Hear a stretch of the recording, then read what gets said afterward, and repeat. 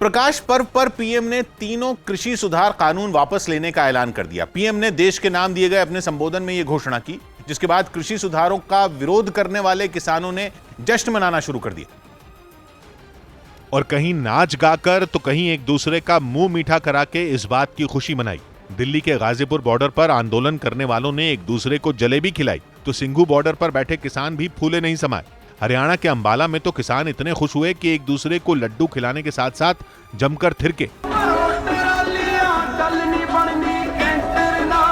किसानों के आंदोलन को 1 साल से ज्यादा हो चुका है और कहा जा रहा है कि पीएम के ऐलान के बाद वो दिल्ली की सीमाओं से हट जाएंगे और आंदोलन खत्म कर देंगे। लेकिन किसान संसद से कानून वापस लिए जाने तक इंतजार करने के पक्ष में नजर आए।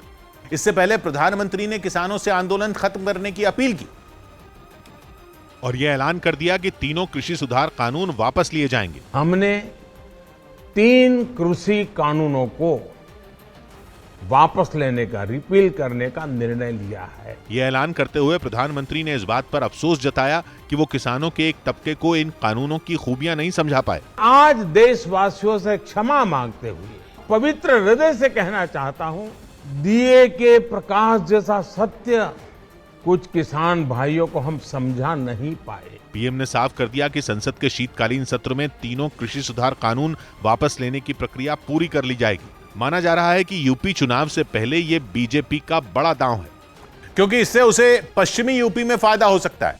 इस बीच इस मुद्दे पर सियासत शुरू हो गई।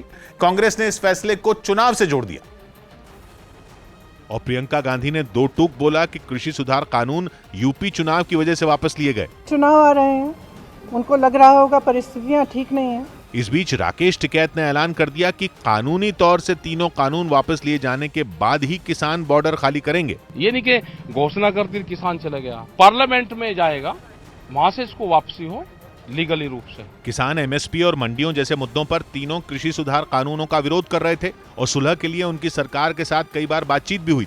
इस बीच कृषि सुधार कानून वापस लेने के बावजूद अकाली दल ने फिर एनडीए में शामिल होने की संभावना को खारिज कर दिया। अकाली दल के नेता सुखबीर सिंह बादल ने साफ किया कि अब उनकी पार्टी बीजेपी से हाथ नहीं मिलाएगी और पंजाब विधानसभा चुनाव के लिए बीएसपी से गठबंधन जारी रहेगा। कृषि सुधार कानूनों के विरोध में ही अकाली दल ने एनडीए से नाता तोड़ लिया था। ਦੁਆਰਾ तो फिर कोई भाजपा ना ਤੁਹਾਡੇ ਗੱਠ नहीं, साडा तो बीएसपी नाल गठजोड़ है ते ओही रहूगा।